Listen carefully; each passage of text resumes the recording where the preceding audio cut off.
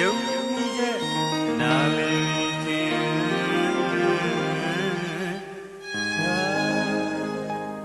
မင်းအဲ့ဒီတော့ကအချစ်ဆုံးဆိုတာမောင်တယောက်တည်းပန်းပန်းရဲ့နန်းဆန်လိုက်ရဲ့မို့ကိုယ်တိုင်ကိုရမောင်နာပန်းပြီးတာတပွင့်တည်းမှချစ်တယ်ဆိုပြန်နာ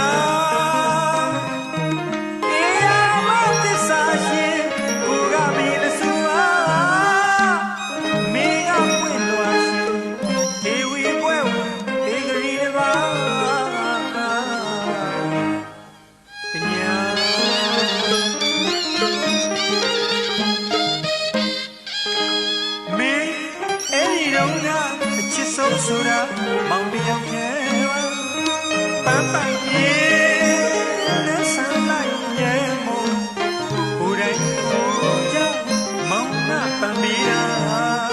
တပွင့်နဲ့မှချစ်တဲ့သူပြန်လာ